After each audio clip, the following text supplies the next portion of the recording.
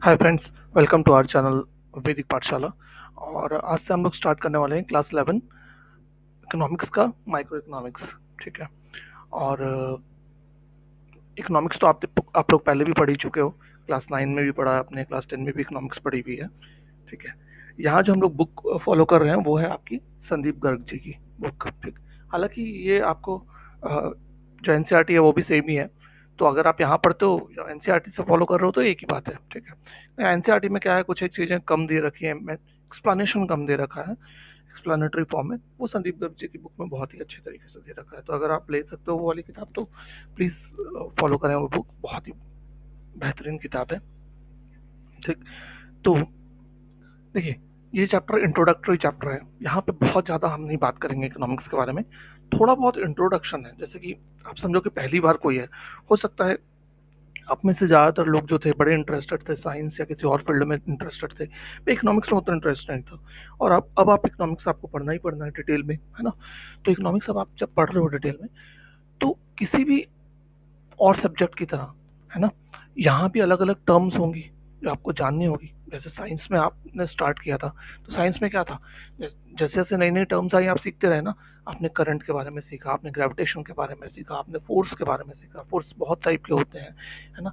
आपने एनर्जीज बहुत टाइप की देखी, पोटेंशियल एनर्जी, काइनेटिक एनर्जी, है ना, इलेक्ट्रोमैग्नेटिक एनर्जी, कितने टाइप की एनर्जी, फिर उनके बारे में डिटेल में पढ़ा। इसी तरीके से इकोनॉमिक्स के भी अपने अलग अलग टर्म एंड टर्मिनोलॉजी है ना।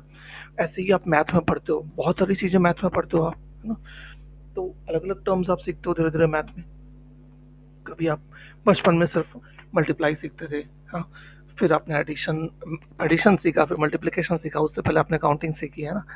फिर आप धीरे धीरे आप जानते हो इंटीजर्स क्या होते हैं, नंबर लाइन क्या होती है। ऐसे करके आप धीरे धीरे धीरे करके आपने बहुत कुछ सीखा। और 10th आते आते तो आपने क्या क्या सीख लिया था।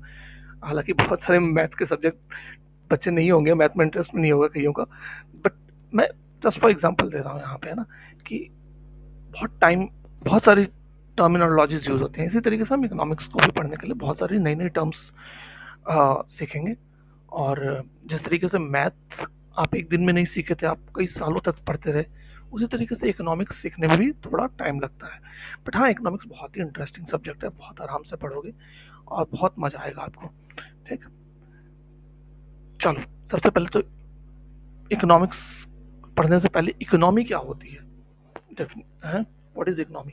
अगर यहाँ पे हम डेफिनेशन के हिसाब से देखें तो economy is a system which provides people the means to work and earn a living. क्या मतलब हुआ इसका। देखो, हम जिस समाज में रहते हैं, है ना, सोसाइटी में रह रहे हैं, यहाँ पे क्या क्या मिलता है। आपको हर चीज़ मिलती है ना। अगर आप दूध लेने जाओ, दूध की दुकान है, कपड़ा लेने जाओ, कपड़े की दुकान है, हाँ। या फिर आप किराना लेने जाते हो, किराने की दुकान है ना। एक्स वाई जेड हर चीज़ की अलग अलग दुकान है। केमिस्ट की दुकान है, प्लास्टिक बर्तनों की दुकान है ना, बैग की दुकान है आपकी, बुक्स की दुकान है। तो सब अलग अलग चीज़ों में इंडल्स हैं। क्यों अलग अलग चीज़ों में लोग इंडल्स हैं, क्यों नहीं सब एक ही काम कर रहे हैं भाई। बुक ही क्यों नहीं बेच रहे सब, या सब पेन क्यों नहीं बेच रहे, या फिर सब प्लास्टिक ही क्यों नहीं बेच रहे, या सब किराना ही क्यों नहीं चला रहे। क्यों? क्योंकि जो लोग हैं, है ना, बाकी लोग जो हैं सोसाइटी में, हम लोग जैसे हैं, तो हम लोग अलग अलग चीज़ें डिमांड करते हैं, है ना। हमारी डिमांड बहुत सारी है।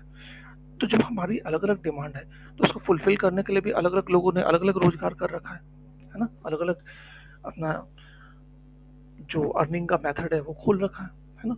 तो ये क्या है, ये पूरा का पूरा एक सिस्टम की तरह वर्क कर रहा है ना। तो इसको हम क्या बोलेंगे, यहाँ पे एक तो जो दुकान वाला बंदा है वो आपसे अर्न भी कर रहा है ना, और उसको एक जगह भी मिली हुई है वर्क करने की। सोसाइटी होगी तभी तो वो वर्क करेगा ना। एक सिस्टम होगा, पूरा डेवलप होगा, तभी तो वो वर्क करेगा, है कि नहीं। आप किताब क्यों लेने जाते हो, क्योंकि आपको पढ़ना है ना।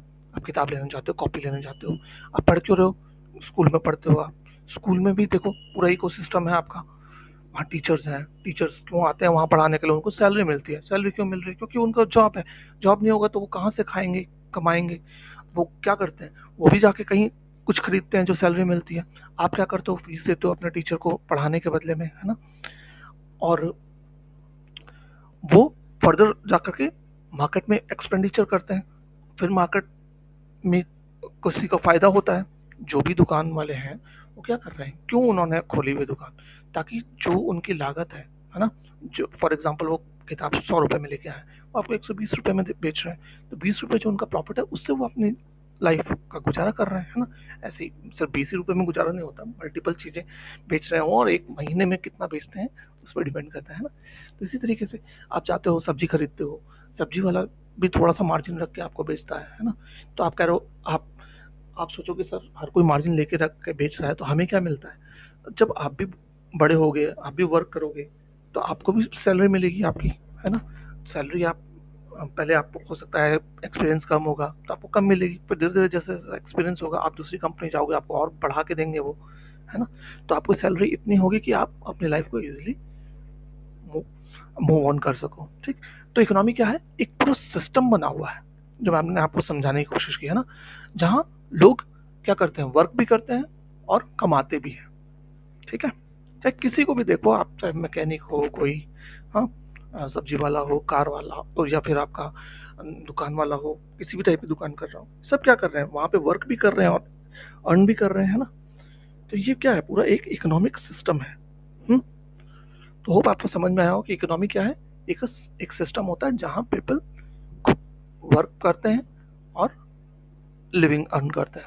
अगर मान लो कोई सर्विस वाला है, चलो ये तो हो गया कि किसी ने दुकानें खोली हुई ये कर रखी है, अब सर्विस वाले की बात कर लो। सर्विस में कौन सा सर्विस वाले की बात करें हम, फॉर एग्जांपल अगर हम बैंक वालों की बात करें, वो भी सर्विस सेक्टर में ही है ना, या फिर होटल में जो वर्क करते हैं वो लोग, अब वो क्या कर रहे हैं। फॉर एग्जाम्पल आप देख लो, कोई भी होटल का एग्जाम्पल अगर हम ले लेते हैं, होटल में जो आप क्या जाते हो आप, सबसे पहले आपको कौन मिलता है, दरबार मिलता है, फिर रिसेप्शनिस्ट मिलता है ना। आप रेस्टोरेंट में जाके खाते हो, वहाँ पे आपको वेटर्स मिलते हैं, ठीक। तो वो लोग वहाँ पे क्यों वर्क कर रहे हैं आपके लिए, क्यों, क्योंकि एक तो आपको, आप वहाँ जाओ तो आपको कंफर्ट मिले, है ना, इस पर्पज से आप गए हो होटल में। दूसरा, आपको वहाँ पे जो भी आप चाहते हो, जिस चीज़ के लिए आप पे कर रहे हो, है ना, होटल आप मान लो 3 स्टार होटल में गए, वहाँ 3-4 हज़ार रुपये पर डे का है, तो आप चाह एक्सपेक्ट करते हो ना कि वहाँ पे हाँ भाई आपका एसी अच्छे से काम कर रहा हो, आपका बेड वेड बिल्कुल साफ हो, एकदम बाथरूम वाथरूम सब साफ हो, आप फ़ोन करके कुछ मंगाओ तो फटाक से आ जाए। आप सर्विस चाहते हो ना अच्छे से। अब वो क्यों कर रहा है आपकी सर्विस, मेहनत आपको क्यों कर रहा है, इतनी मेहनत आपके लिए कि आपको कोई दिक्कत ना हो, सिर्फ पैसों के लिए, है ना, ताकि उसको पेमेंट मिले, उसकी सैलरी मिले और वो अपना घर को चला सके, है ना। तो यही मकसद है, ये पूरा एक इकोसिस्टम बना हुआ है ना। तो इस तरीके से सर्विस सेक्टर भी आ गया इसमें, ठीक है। तो एक इकोनॉमी अगर हम बड़े स्केल पे बात करें, इंडिया के लेवल पे बात करें, तो यहाँ पे क्या क्या होगा। यहाँ पे एग्रीकल्चर होता है ना, कुछ लोग एग्रीकल्चर में है, कुछ इंडस्ट्रीज में काम करते हैं, कुछ ट्रांसपोर्ट में काम करते हैं, है ना, कुछ कम्युनिकेशन सेक्टर में काम कर रहे हैं आपके, कम्युनिकेशन सेक्टर में दुनिया भर के लोग हैं ना, एयरटेल वाले हैं, जियो वाले हैं, एमटेनो वाले हैं, हाँ। ये लोग आपको सर्विस प्रोवाइड कर रहे हैं, तभी तो आपका नेट चल रहा है, आपका मोबाइल का टावर चलता है, आपका मोबाइल के सिग्नल्स आते हैं, कैसे आते हैं, कोई मेंटेन कर रहा है तभी ना। तो जो आप रिचार्ज करते हो उससे उनकी सैलरी दी जाती है, प्लस प्रॉफिट कंपनी अपने पास रखती है ताकि और एक्सपेंड कर सके वो, और बेटर सर्विसेज दे सकें आपको, और प्रॉफिट कमा सकें वो लोग। हम्म, चलो, vital processes of economy, what are the vital process of economy. तो 3 मेजर वाइटल प्रोसेसेस हैं इकोनॉमी के, होते हैं प्रोडक्शन, कंजम्पशन एंड इन्वेस्टमेंट या कैपिटल फॉर्मेशन, ठीक। इन इन 3 एक्टिविटीज को हम क्या कहते हैं, एसेंशियल या vital processes of the economy, ये आपको याद रखना है। अब क्वेश्चन उठता है कि हमें इकोनॉमिक्स पढ़ना क्यों है, व्हाई स्टडी इकोनॉमिक्स। देखो, इकोनॉमिक्स क्या है, इकोनॉमिक्स जो देखो यहाँ पे एक लाइन भी लिखी हुई है, main reason for study of economics can be simplified to a single word, scarcity. सिर्फ और सिर्फ स्कार्सिटी के लिए हम इकोनॉमिक्स पढ़ रहे हैं, ये अपने दिमाग में आप बैठा लो कि चीजें स्कार्स होना मतलब कम होना, है ना, चीजें दुनिया में बहुत कम है, ठीक। और उन कम चीजों को किस तरीके से यूटिलाइज करके हम अपनी लाइफ को सेटिस्फाई कर सकें, यही पूरा आपका इकोनॉमिक सिस्टम और इकोनॉमिक्स है, ठीक है। कैसे, चलो जी बात करते हैं कैसे। सपोज आपके फादर ने आपको फिक्स कर रखा है कि भाई आपको ना मंथ का 2,000 रुपये मिलेगा, नहीं 2,000 तो बहुत ज़्यादा लग रहा है, पर पता नहीं आप वीडियो कब देख रहे हो उस हिसाब से, सपोज मान लो 1,500 रुपये आपको मिलेगा, मंथली एक्सपेंडिचर आपको मिलता है कि हाँ भाई इसमें तुमको सारा अपना खर्चा करना है, चाहे कॉपी लो, किताब लो, या फिर अपने दोस्तों के साथ कुछ भी मज़े करो, या फिर आप अपने कपड़े वपड़े भी लेना है तो उनको, ये बड़े बच्चों के लिए, जब आप 11th में आ गए हो, तो आप छोटे में तो मिलता भी नहीं था, है ना। और भैया हम तो आपको बताऊं मैं अपनी ज़िंदगी का, कि जब हम छोटे थे ना, तो हमें 1 रुपये शाम को मिलता था, वो भी जब पापा ऑफिस से आते थे, है ना, रात में 10 बजे ड्यूटी करके, तो 1 रुपये शायद मिल जाए, वो भी पक्का नहीं था, गारंटी नहीं थी। तो पापा की अगर अच्छी इनकम होगी तो 1 रुपये शायद मिल जाए, ठीक है। और हम क्रिकेट का मैच खेला करते थे 10 रुपये के लिए, एक एक रुपये मिला करके 10 प्लेयर, 10 रुपये का क्रिकेट मैच खेलते थे 3-4 घंटे, ठीक है, कि एक का 2 रुपये होगा। तो सोचो, मतलब टाइम टू टाइम अलग अलग है। खैर, coming back to the topic, तो देखो, सपोज आपको मिल गया मान लो 1,500 रुपये दे दिया आपके फादर ने, है ना, कि भाई इस महीने तुम अपना इस चीज़ से खर्चा करना। अब तुम क्या प्लान बना रहे हो दोस्तों के साथ, अच्छा भाई तुम्हारे प्लान में है कि मूवी भी देखने जाना है, रेस्टोरेंट में भी दोस्तों के साथ खेलने जाना है, आपको किताब भी खरीदनी थी, है, और आप सोच रहे हो कि यार अपना टी शर्ट और पैंट भी ले लूंगा, नहीं। अब क्या होगा, 1,500 रुपये में ये सारी चीज़ें हो पाएंगी? हो सकता नहीं हो, बिल्कुल नहीं हो पाएंगी, है ना। मूवी की टिकट ही आ जाती है भाई 300 साढ़े 300 रुपए की, डिपेंड करता है मूवी पे, कम से कम 300 रुपए की तो है ही, है। रेस्टोरेंट में कहीं खाने चले गए, मैकडी वैकडी में ही चले गए, तो 500 रुपये तो वैसे उड़ जाएंगे, हैं, तो 500 300 800 रुपये तो यही हो गए। तो किताब कहाँ से लोगे, किताब भी कम से कम 200 300 की होगी, 1100 पकड़ लो। टी शर्ट आपकी 300 400 रुपये से नीचे की नहीं आएगी, हाँ, तो फिर जीन्स तो आएगी ही नहीं। तो इसका मतलब है कि कहीं ना कहीं आपकी क्या है, रिसोर्स स्कार्स है। वो भी मैं तब कह रहा हूँ जब 1500, अगर मान लो आपको 1,000 रुपये ही मिला होता, तो तो क्या करते, तब तो फिर आप या तो फिर मूवी चल जाओ, या खाने चल जाओ, या तो फिर आप किताब खरीद लो, या फिर अपनी शर्ट टी शर्ट या जीन्स खरीद लो। आपको क्या करना पड़ता, आपको पास ऑप्शन नहीं था, तो आपको क्या करना पड़ता, इस तरीके से आप उसको यूज करते रिसोर्स को, कि आप अपनी जो आपकी नीड है उसको आप मैक्सिमम सेटिस्फाई कर सको, है ना। आप क्या करते, सबसे इंपॉर्टेंट नीड प्रायोरिटाइज करते। सबसे इंपॉर्टेंट नीड आपकी क्या हो सकती है, हो सकता है सबसे ज़्यादा इंपॉर्टेंट आपकी किताब हो, है ना। किताब लेना सबसे ज़्यादा इंपॉर्टेंट है, क्योंकि स्कूल में पढ़ाई हो रही है और आप पढ़ नहीं पा रहे हो, तो सबसे पहले तो आप किताब ही लोगे। फिर सेकंड प्रायोरिटी पे हो सकता है कि आप अपने फ्रेंड के साथ रेस्टोरेंट चल जाओ भाई खाने के लिए, या मूवी देखने चल जाओ, हो सकता है मूवी बड़ी इंपॉर्टेंट हो आपके लिए। तो आप क्या करोगे, इस तरीके से एलोकेट करोगे अपने रिसोर्स को कि आप मैक्सिमम सेटिस्फाई हो सके। आप कहोगे चलो ये 2 चीज़ें हो जाएं, फिर बाद में देखेंगे, रेस्टोरेंट अगले महीने चल जाएंगे, पैंट और शर्ट में अगले महीने ले लूँगा। तो ये कॉम्प्रोमाइज़ आपको करना पड़ता है। तो किसी भी इकोनॉमी में जो है ना, इकोनॉमिक्स की स्टडी हम करते ही इसीलिए कि रिसोर्सेज बड़े स्कार्स हैं दुनिया में, और हमें उनको उस तरीके से यूज़ करना है कि हम अपने मैक्सिमम वांट्स को सेटिस्फाई कर सकें, ठीक है। ये पर्पस है हमारा इकोनॉमिक्स पढ़ने का आपका, ठीक है। क्या क्या प्रॉब्लम्स हैं, इकोनॉमिक प्रॉब्लम्स, स्कार्सिटी है तो क्या प्रॉब्लम्स है, क्या क्या स्कार्स है, तो हम कुछ एक इकोनॉमिक प्रॉब्लम्स को भी डिस्कस करेंगे यहाँ पे, ठीक है। स्कार्सिटी को refers to limitation of supply in relation to demand for a commodity, है ना। तो क्या है, आप स्कार्स है कोई चीज, हम कह रहे हैं कि अरे बड़ा कम है चीजें, मतलब कि डिमांड ज्यादा है और सप्लाई कम है, यही होगा ना, तभी तो हम कहेंगे कि चीजें कम है। देखो होता क्या है, कभी ऐसा कभी भी नहीं, हमेशा यही होगा कि डिमांड हमेशा ज़्यादा होगी किसी कम्युनिटी के लिए, और सप्लाई हमेशा कम होगी। ऐसे बहुत ही कम एग्जांपल आपको मिलेंगे दुनिया में जहाँ पे सप्लाई ज़्यादा है और डिमांड कम है, ऐसा बहुत कम होता है, ठीक है। हर किसी को सारे गुड्स नहीं मिल सकते, क्या हर कोई कार खरीद सकता है, नहीं ना। कार तो मार्केट में अवेलेबल है, कंपनी तो फटाफट देने के लिए तैयार है, लेकिन हर कोई नहीं खरीद सकता ना। तो इस तरीके से रिसोर्सेज, क्यों, क्योंकि उनके पास, हर किसी के पास पैसा उतना नहीं है, ठीक है।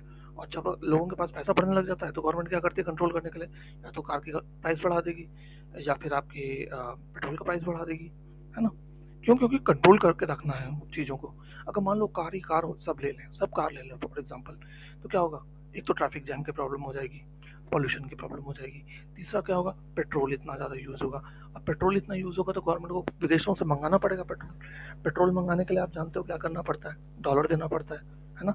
और डॉलर अब गवर्नमेंट के पास तो छाप नहीं सकते, वो भी पढ़ोगे आप, क्यों नहीं छाप सकते भाई डॉलर, या पैसा गवर्नमेंट के पास कम होता है तो क्यों नहीं छाप सकती, वो भी हम पढ़ेंगे इकोनॉमिक्स में, आप धीरे धीरे पढ़ोगे।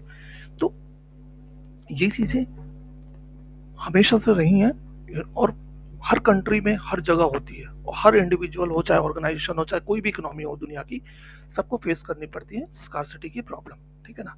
ऐसा कोई दुनिया में देश नहीं है जहाँ सब कुछ अवेलेबल है।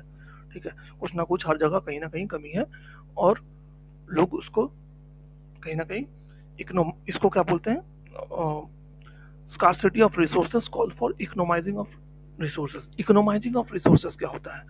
Optimum use of available resource, मतलब कि कितना बेस्ट यूज कर सकते हो आप अवेलेबल रिसोर्स का, इसको बोलते हैं इकोनोमाइजिंग ऑफ रिसोर्सेज। ठीक है, ये आप याद रखना। इकोनोमाइजिंग ऑफ सोर्स रिसोर्स करना पड़ता है, कि बेस्ट यूज करना पड़ता है अवेलेबल रिसोर्सेज का ना। जैसे आपके पास था 1,000 रुपये, तो अब आपने अपने 1,000 रुपये का बेस्ट यूज किया। आपने उसको ऐसा नहीं हुआ कि हाँ जो आपकी चीज़ों की डिमांड थी वो छोड़ के आप कुछ और निकल गए। आपको लेना था किताब, कपड़े लेने थे, हैं मूवी जाना था, फ्रेंड के साथ रेस्टोरेंट जाना था। आपने कहा हटाओ ये सब चीज़ें, मेरे को कुछ नहीं चाहिए, मैं चल जाता हूँ भाई, हरिद्वार घूम के आ जाता हूँ। पैसा उड़ा दिया वहाँ, तो फिर तो आप फंस जाओगे पूरी तरीके से, है ना। तो आपके पास लिमिटेड रिसोर्सेज होता है, और आप उसी तरीके से उसको यूज करते हो। ठीक है। अब स्कार्सिटी ही एक प्रॉब्लम नहीं है, प्रॉब्लम एक और भी है। क्या है? कि कोई भी रिसोर्स हो उसका ऑल्टरनेट यूज होता है। ठीक है। फॉर एग्जाम्पल आपका मनी देख लो, है, अगर हम पैसे की बात करें तो पैसे के कितने सारे ऑल्टरनेट यूज हैं, है ना। पैसे से आप कुछ भी खरीद सकते हो, है ना। डिपेंड करता है कि आप क्या खरीदना चाहते हो, क्या प्रायोरिटाइज करते हो, क्या आपके लिए प्रायोरिटी है ना। वरना खरीदने के लिए तो आप कुछ भी खरीद सकते हो, बट विद इन लिमिट। अगर 1,000 रुपये आपके पास, 1,000 रुपये से आप बहुत सारी चीज़ें खरीद सकते हो। लेकिन हो सकता है कुछ चीज़ें इतनी इंपॉर्टेंट है कि आपको वो लेनी लेनी है, और उसके बिना आपका काम नहीं हो सकता, है ना। आपकी बुक में एग्जांपल दे रखा है पेट्रोल का। हाँ, पेट्रोल का देखो अंधाधुंध का यूज़ है। पेट्रोल एक तो आपके कार में यूज़ होती है ना, जो गाड़ी आप चलाते हो। उसके अलावा उसको कहाँ यूज़ होता है? आप इंडस्ट्रीज में मशीन चलाने के लिए भी यूज़ होता है उसका, रेलवे इंजन में यूज़ होता है, हाँ, एरोप्लेन्स में यूज़ हो रहा है, जनरेटर्स में यूज़ हो रहा है। अब कुछ लोग बोलेंगे कि सर उसमें तो डीजल लगता है। कहने की बात है यार, पेट्रोल मतलब जो ऑयल है ना, ऑयल के कितने सारे यूजेस हैं, मल्टीपल यूजेस हैं। ठीक है ना। चलो डीजल की बात करो, डीजल के भी तो होती है गाड़ियाँ, है ना। तो डीजल अगर आप कार में यूज़ कर लो सारा, तो फिर कहाँ से जनरेटर चलाओगे, कहाँ से रेलवे इंजन चलाओगे, है। और अगर सारा रेलवे इंजन के लिए आप बचा कर रखो, जनरेटर के लिए बचा कर रखो, या जहाज के लिए बचा कर रखो, तो फिर आप गाड़ियों में क्या डालोगे, है। तो इस तरीके से बैलेंस बना के चलना पड़ता है आपको, गवर्नमेंट को भी। उसके लिए क्या करती है गवर्नमेंट? कुछ चीज़ों पे प्राइस बढ़ा देती है ताकि लोग कम इस्तेमाल कर सकें उस चीज़ों का। ठीक है ना।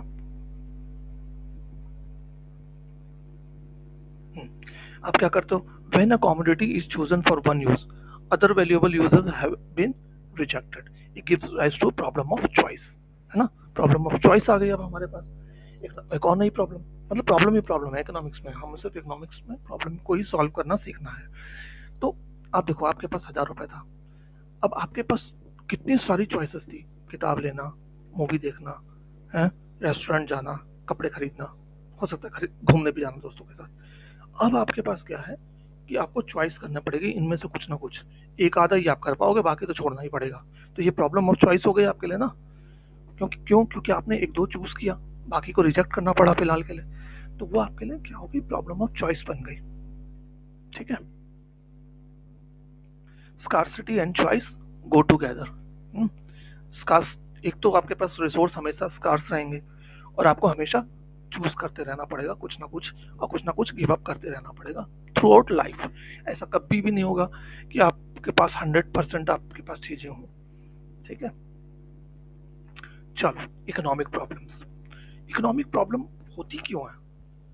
क्वेश्चन उठता है। इकोनॉमिक प्रॉब्लम इसलिए होती है क्योंकि हम ह्यूमंस की ना डिमांड अनलिमिटेड है।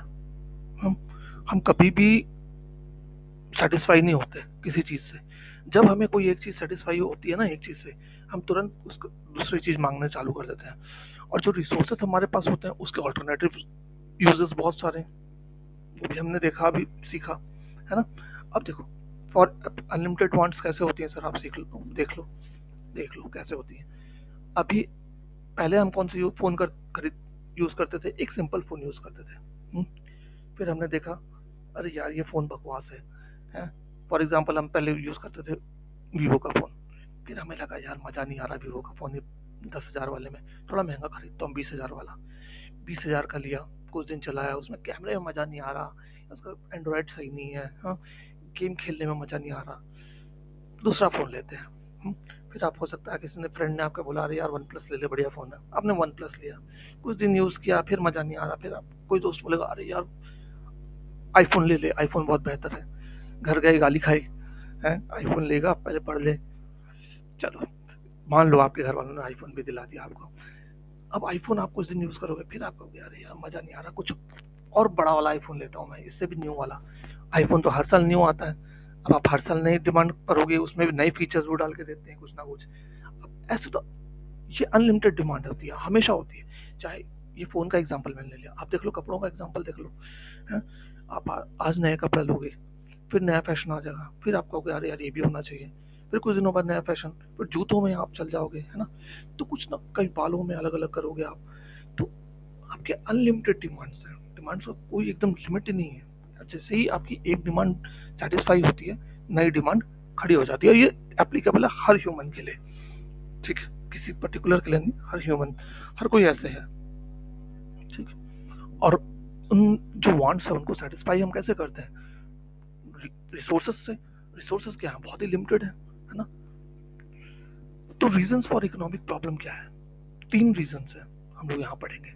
सबसे पहले स्कार्सिटी ऑफ रिसोर्सेज, दूसरा अनलिमिटेड ह्यूमन वांट्स, तीसरा ऑल्टरनेट यूजेस।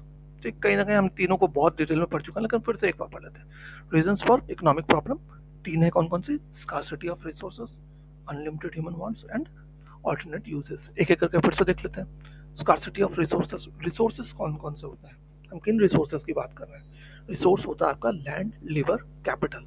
कैपिटल मतलब मनी भी आप उसको लेमन लैंग्वेज में आप बोल सकते हो, ठीक है। They are limited in relation to their demand and economy produce all what people want, है ना?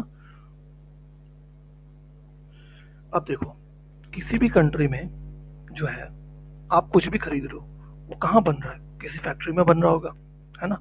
फैक्ट्री के लिए क्या चाहिए? लैंड चाहिए होती है, वहाँ पे लोग वर्कर काम करते होंगे, उसके लिए बहुत सारा इन्वेस्टमेंट चाहिए, पैसा चाहिए, है ना? आपका फॉर एग्जांपल आपका बुक मान लो, बुक आपकी बन के आ रही है कहीं से, तो वहाँ क्या होता होगा? कोई राइटर होता होगा बुक का, जिसको पैसा देती होगी कंपनी बुक लिखवाने की, फिर वो कागज खरीदती होगी क्वालिटी अच्छी की, हाँ, फिर प्रिंटिंग प्रेस की मशीन खरीदी गई होगी, है ना? प्रिंटिंग कराई जाती होगी, फिर प्रिंटिंग के बाद उसके बाइंडिंग, है ना, फिर डिस्ट्रीब्यूटर्स को देना। अब देखो कितने सारे लोग हैं, अब तब आप तक पहुंचती है एक छोटी सी किताब भी। तो ये सारी चीजें रिसोर्सेज ही तो हैं, है कि नहीं? अब लैंड, लेबर, कैपिटल का जो ये रिसोर्स है, ठीक है, ये भी स्कार्स है ना? अब जो आपके जिसने भी बुक प्रोड्यूस की होगी, है ना, जो बुक भेजा होगा, बना करके मार्केट में लाया है, वो चाहता तो इसी चीज को किसी और चीज में इन्वेस्ट करता, है कि नहीं? लेकिन उसने यही चूज किया। अभी हमने पढ़ा था ना, चूज करना पड़ता है, स्कार्स होने की वजह से चूज करना पड़ता है आपको।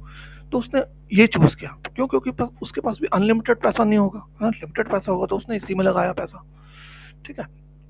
तो इस तरीके से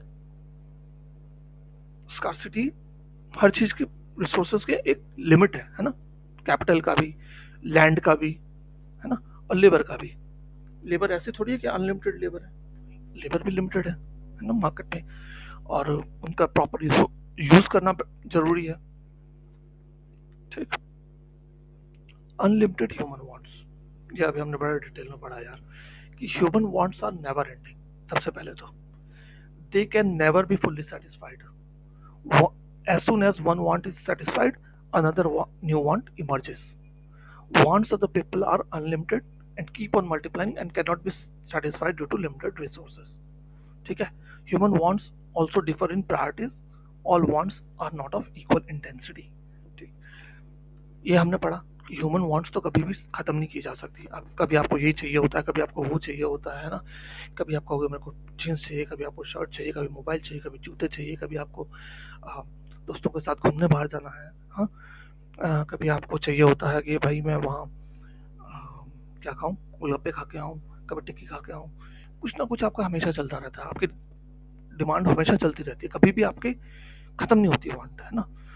तो लेकिन ह्यूमन वांट्स को प्रायोरिटाइज करना पड़ता है ना? और आपकी हर वांट इक्वली इम्पॉर्टेंट नहीं होती है। फॉर एग्जाम्पल, जैसा आपने देखा था, मान लो आपके पास अभी आपको घर वाले बोले भाई तेरे को किताब लेनी है या कपड़े खरीदने हैं या फिर तेरे को घूमने जाना है, तीन में से एक डिमांड अभी तो सोच ले, तो आपके दिमाग में अर्जेंसी होगी कि हाँ भाई अभी सबसे ज़्यादा इंपॉर्टेंट मेरे लिए बुक लेना है।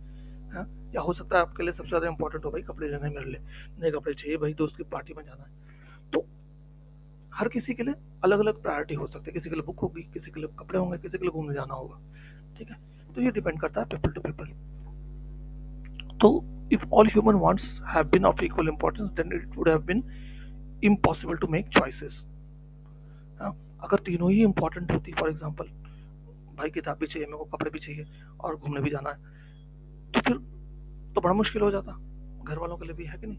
घर वाले कहते भाई इतना पैसा कैसे लाएंगे, मैं तीन में से कोई एक ही चीज कर दूं, या तो कपड़े ले ले, या तो घूमने चल जा, या तो किताब ले ले। फॉर एग्जाम्पल है ये सर। हाँ, तो इसलिए जहाँ आपकी स्कार्सिटी है वहाँ आपकी चॉइस भी रहेगी। ऑल्टरनेटिव यूजेस, अब रिसोर्सेज का हमेशा ऑल्टरनेट रिसोर्स तो रहता ही रहता है। जैसा कि हमने पेट्रोल पेट्रोल डीजल का एग्जांपल देखा था कि जहां आप व्हीकल्स में उसको यूज करते हो, वहीं उसका दूसरा यूज है मशीन्स में, जनरेटर्स वगैरह में यूज करना। पैसे का ही देख लो, पैसा आप चाहे ये यूज कर लो किताब खरीदने में, या फिर आप अपने दोस्तों के साथ घूमने में यूज कर लो। ठीक है, तो ऑल्टरनेट यूज तो होता ही होता है हर चीज का। ठीक, अब रिसोर्सेज वर्सेस ह्यूमन वांट्स का क्या डिफरेंस है? रिसोर्सेज के फीचर्स क्या क्या हैं? सबसे पहला, दे आर स्कार्स, है ना, क्योंकि उनकी सप्लाई डिमांड से बहुत कम है। दूसरा, दे हैव अल्टरनेट यूजेस। ये दो पॉइंट आप याद करना, रिसोर्सेज के बारे में स्कार्स हैं और अल्टरनेट यूज होते हैं, ये आपको हमेशा याद रखना है। ह्यूमन वांट्स के क्या फीचर है भाई? अनलिमिटेड है। सबसे पहले तो अनलिमिटेड ह्यूमन वांट्स है, वो तो हमें याद रहेगा आप हमेशा। और डिफर इन प्रायोरिटीज, हर किसी के लिए प्रायोरिटी अलग अलग होती है, किसी के लिए कोई चीज़ बहुत इंपॉर्टेंट होगी, किसी के लिए कोई चीज़ बहुत इंपॉर्टेंट होगी, और हम उस हिसाब से उसको चूज करते हैं, है ना। चलो, ये हो गया, यहाँ तक पढ़ लिए। लेक्चर बहुत लंबा हो रहा है मेरे ख्याल से, यहीं पे रोक दूं या फिर मैं और थोड़ा सा पढ़ा दूं? सोच रहा हूँ आपको थोड़ा सा और पढ़ना है ये कि पॉजिटिव इकोनॉमिक्स और नॉर्मेटिव इकोनॉमिक्स। चलो पढ़ ही लेते हैं, क्या है, थोड़ा सा और कर लो। देखो, इकोनॉमिक्स, अब इकोनॉमिक्स की डेफिनेशन हम पढ़ते हैं। अभी तक हम लोग क्या पढ़ रहे थे? इकोनॉमी पढ़ रहे थे। अब इकोनॉमिक्स क्या है? इकोनॉमिक्स एक सब्जेक्ट है ना, सोशल साइंस का सब्जेक्ट है, जहां हम स्टडी करते हैं कि एक सोसाइटी को अपने लिमिटेड रिसोर्सेज को किस तरीके से यूटिलाइज करना है ना। क्योंकि रिसोर्सेज का अल्टरनेट यूजेस होता है जिसको इकोनॉमी यूज करके गुड्स एंड सर्विसेज प्रोड्यूस करती है और वो सोसाइटी में बांट देती है। ठीक है, क्या पढ़ा आपने इकोनॉमिक्स की definition? Economics is a social science, जहां हम लोग क्या स्टडी करते हैं, in which we study the way a society chooses to use its limited resources, which have alternate use, to produce goods and services and distribute them among different groups of people। एकदम simple लेवन term में कि देखो, economics एक social science का subject है जहां हम सीखते हैं इकोनॉम कैसे एक सोसाइटी अपने लिमिटेड रिसोर्सेज को, अपने लिमिटेड रिसोर्सेज से गुड्स एंड सर्विसेज प्रोड्यूस करती है और उन गुड्स एंड सर्विसेज को अपने लोगों में बांटती है। ठीक है, यही हमें पढ़ना है इकोनॉमिक्स में। ये कोई इकोनॉमिक्स की डेफिनेशन आपको याद रखनी चाहिए। इसको साइंस क्यों बोलते हैं हम? क्योंकि ये भी सिस्टमैटिक और ऑर्गेनाइज्ड नॉलेज है। ठीक है, जैसे साइंस कैसे सिस्टमैटिक और ऑर्गेनाइज होती है ना, पहले आपको एकदम बेसिक से चीज़ें सिखाई जाती है, धीरे धीरे धीरे धीरे करके आपको एडवांस लेवल में ले जाया जाता है ना। उसी तरीके से इकोनॉमिक्स भी एकदम सिस्टमैटिक और ऑर्गेनाइज नॉलेज है, जहाँ आपको बेसिक से सिखाते सिखाते आप एकदम हाई लेवल पे पहुंचोगे। ठीक है, इकोनॉमिक्स में हम क्या स्टडी करते हैं? हम स्टडी करते हैं economic behaviour of human beings का। ठीक है, क्योंकि हम economics behaviour of human beings पढ़ रहे हैं, है ना, और ये बिल्कुल एग्जैक्ट फिजिक्स और केमिस्ट्री जैसे साइंस नहीं है, तो इस चलते इसको सोशल साइंस में रखा गया है। ठीक है, क्योंकि ह्यूमन बींग्स के हम स्टडी कर रहे हैं और हर ह्यूमन बींग अपने आप में अलग होता है ना, कोई ह्यूमन बींग एक जैसा बिहेव नहीं करता, तो इस चलते ये बहुत इंपॉर्टेंट हो जाता है। इसलिए इसको एग्जैक्ट साइंस नहीं करके सोशल साइंस में रखा गया है। अब देखो, इकोनॉमिक्स ना दो टाइप्स की होती है, पॉजिटिव इकोनॉमिक्स, नॉर्मेटिव इकोनॉमिक्स। क्या होती है भाई पॉजिटिव और नॉर्मेटिव इकोनॉमिक्स? तो हम लोग पढ़ रहे हैं क्या, इकोनॉमिक्स को दो पार्ट में बांटा जा रहा है ना, पॉजिटिव पॉजिटिव इकोनॉमिक्स बोला जाता है या नॉर्मेटिव इकोनॉमिक्स। अब दोनों में डिफरेंस क्या है, सीधा सीधा जान लो, घुमा घुमा फिरा कर लंबी चौड़ी बात नहीं, फिलहाल छोटा सा जानो, क्योंकि इंट्रोडक्टरी पार्ट है यहाँ पे, उतना ज्यादा जानना भी नहीं है, डिटेल में और भी हम आगे पढ़ेंगे, ठीक है। तो पॉजिटिव इकोनॉमिक्स किसको कहते हैं? It deals with what is और how the economic problems are actually solve. ये देखो, पॉजिटिव क्या चीजें हो, पॉजिटिव में क्या याद रखना है आपको, नॉर्मेटिव साइंस में आपको क्या याद रखना है, पॉजिटिव इकोनॉमिक्स और नॉर्मेटिव इकोनॉमिक्स में। पॉजिटिव में होता है व्हाट इज, क्या भी है, व्हाट वाज, क्या था, और व्हाट विल बी, क्या होगा, ठीक है। ये तीन पॉइंट याद रखना है आपको पॉजिटिव इकोनॉमिक्स से related, what is, what was, what will be. Normative में क्या होता है, व्हाट आउट टू बी, क्या होना चाहिए, व्हाट शुड हैपन, क्या होगा, व्हाट शुड हैव हैपेंड, क्या होना चाहिए था। ये तीन चीज नॉर्मेटिव में है, ठीक है। क्या है पॉजिटिव इकोनॉमिक्स में, what is, what was, what will be. Normative में what ought to be, what should have happen, what should happen and what should have happened. ये तीन चीज आपको याद रखनी है। थोड़ा और डिटेल में देख लेते हैं इसको। पॉजिटिव इकोनॉमिक्स जो है डील्स विद व्हाट इज और how the problem are actually solve, है ना, अभी क्या प्रॉब्लम है और उसको कैसे सॉल्व करना है, ये डिस्कस करते हैं हम। नॉर्मेटिव में क्या करते हैं, व्हाट आउट टू बी, क्या होना चाहिए, ठीक है। ये बड़ा ना वैसा है, नॉर्मेटिव मतलब आप देखते हो ना, नॉर्म्स होता है, टर्म्स एंड कंडीशन वाला नहीं होता, नॉर्म्स। बचपन से इंग्लिश में अगर आप पढ़ते आओ तो नॉर्म्स जो होते हैं वो क्या कहते हैं कि ऐसा ही होना चाहिए, बड़ा आइडियल चीजों को डिस्क्राइब करता है ना, कि ऐसा होना चाहिए, ठीक है। जबकि पॉजिटिव में क्या है, वो करंट के हिसाब से है कि क्या है और क्या, कैसे इस प्रॉब्लम को सॉल्व करें। और नॉर्मेटिव इकोनॉमिक्स डिस्कस करता है व्हाट ऑट टू बी, क्या होना चाहिए था, and how the problem should be solve, और कैसे प्रॉब्लम को सॉल्व करना चाहिए, इस बारे में बात करते हैं हम, ठीक है। It is verified with actual data. Positive economics जो होता है वो किस पे बेस्ड रहता है, एक्चुअल डाटा पे बेस्ड होता है, ठीक है। डाटा देख के हम बताते हैं कि प्रॉब्लम क्या है और इस प्रॉब्लम को हम कैसे सॉल्व कर सकते हैं। जबकि नॉर्मेटिव इकोनॉमिक्स में डाटा से आप वेरीफाई नहीं कर सकते, ठीक है। वो तो एक क्या है, आपका एक नॉर्म्स रख दिया गया है ना, नॉर्म को आप डाटा से वेरीफाई थोड़ी कर सकते हो, वो तो ये है कि हाँ भी ये होना चाहिए, बस वो ये बोल रहा है, स्टेटमेंट होती है, ठीक। पर्पस पॉजिटिव इकोनॉमिक्स जो है ये रियल डिस्क्रिप्शन को बताता है ना, जो एक्चुअली में है इकोनॉमिक एक्टिविटी की जो रियल डिस्क्रिप्शन है वो हमें पता चलती है। जबकि नॉर्मेटिव इकोनॉमिक्स आइडियल्स को डिटरमाइन करता है, ठीक है, कि क्या होना चाहिए, एकदम आइडियल सिचुएशन में क्या होना चाहिए, ठीक।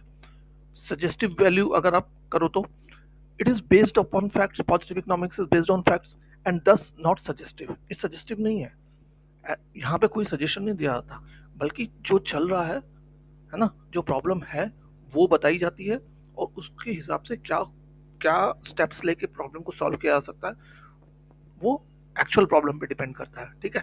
तो यहाँ कुछ भी सजेशन नहीं होता पहले से। जबकि नॉर्मेटिव इकोनॉमिक्स में क्या है, कुछ इकोनॉमिस्ट होते हैं वो अपना इंडिविजुअल ओपिनियन देते हैं ना, कि ऐसा होना चाहिए, ऐसा हो तो ऐसा करो, ठीक है। तो वो क्या है, सजेशंस देते हैं, तो ये सजेस्टिव इन नेचर होता है normative economics. Value judgement, it does not give any value judgements, it is neutral between ends. इसमें कोई आप पहले से वैल्यूज नहीं पुट फॉरवर्ड कर रहे हो कि ऐसा हो वैसा हो। यहाँ तो भाई जो सिचुएशन आ गई है सामने वो फेस करना, उसको कैसे सॉल्व करना, बस वो है, ठीक है। जबकि नॉर्मेटिव में पहले से ही आप वैल्यू जजमेंट्स दे देते हो कि ऐसा होना ही चाहिए बिल्कुल इस इकोनॉमी में, ठीक है। Examples, prices in an economy are constantly rising. अब देखो, डाटा आप उठाओगे तो आपको देखने को मिलेगा कि जो चीजें हैं over the period of time सबके प्राइस बढ़े हैं, घटे तो नहीं है ना किसी के भी। कुछ एक चीजों के हो सकता है घट जाए, बहुत ही रेयर चीजों के, द मैक्सिमम चीजों के प्राइसेस बढ़े ही हैं over the period of time, है ना। दूसरा क्या है पॉजिटिव इकोनॉमिक्स में, there are inequalities in our income, in of income in our economy, है ना। अब देखो यहाँ पे इनइक्वालिटी ऑफ इनकम है ना, कुछ लोग बहुत अमीर हैं, कुछ लोग बिल्कुल ही गरीब है ना। तो ये इनइक्वालिटी बहुत ज्यादा है इंडिया में एज कम्पेयर टू किसी और कंट्री के, ठीक है। और नॉर्मेटिव इकोनॉमिक्स में क्या होता है भाई, एग्जांपल क्या है, India should take step to control price rising, है ना। ये एक क्या है, स्टेटमेंट है, नॉर्मेटिव स्टेटमेंट है कि इंडिया को प्राइस कंट्रोल करना चाहिए, राइज नहीं करने देना चाहिए, ताकि जो गरीब आदमी है उस पर इसका असर ना हो, है ना। तो ये नॉर्मेटिव स्टेटमेंट है। Income inequality should be reduced, ये भी क्या है, एक नॉर्मेटिव स्टेटमेंट है। अभी इनकम की इनइक्वालिटी नहीं होना चाहिए। अब हम कैसे पता चलेगा कि इनकम की इनइक्वालिटी है या नहीं, इसमें तो कोई डाटा हम रेफर ही नहीं करते। जब हम पॉजिटिव इकोनॉमिक्स के डाटा को रेफर करेंगे तो हमें पता चलेगा कि हाँ भाई कितने लोग हैं जो हाई इनकम ग्रुप है, कितने लोग हैं जो बीपीएल में हैं, बिलो पॉवर्टी लाइन के हैं, है ना। तो हमें पता चलेगा हाँ यार ये तो बहुत ज़्यादा इनइक्वालिटी है। तो हमें यहाँ पे स्टैटिस्टिकल नंबर मिलता है पॉजिटिव इकोनॉमिक्स में, जहाँ से कि हम कुछ डाटा का इन्फेरेंस निकाल सकते हैं, मतलब उसका मतलब निकाल सकते हैं। जबकि नॉर्मेटिव इकोनॉमिक्स में क्या है, सिर्फ स्टेटमेंट्स होती हैं जो आइडियल बातें करती हैं, ओपिनियंस की बात करती है, सजेशंस देती हैं, वैल्यू जजमेंट्स देती हैं, ठीक। तो ये डिफरेंस है। और याद कैसे रखना है, पॉजिटिव में ये तीन चीजें हमें पता चलती हैं, what is, what was, what will be. और नॉर्मेटिव में होता है what ought to be, what should have happen and what should have happened, ठीक है। तो अब मैं चैप्टर को यहीं पर रोकता हूँ वरना बहुत बड़ा हो जाएगा। अगले वीडियो में हम लोग सीखेंगे micro economics and macro economics में डिफरेंस। तो होप आज का जो पूरा टॉपिक था ये क्लियर हो गया हो। कहीं पे कोई डाउट हो तो आराम से, कोई दिक्कत नहीं, आप मेरे को कमेंट करना। कोई आपका सजेशन हो जो आपको लगता हो कि हमें अपने लेक्चर्स में इनकॉर्पोरेट करना चाहिए, वो आप प्लीज़ हमें कमेंट करना। हम बहुत अप्रिशिएट करेंगे आपका किसी भी टाइप का सजेशन, और कोशिश करेंगे कि आने वाली वीडियोस में उन सजेशंस पे काम किया जाए, ठीक है। तो थैंक्स फॉर वॉचिंग, जय हिंद।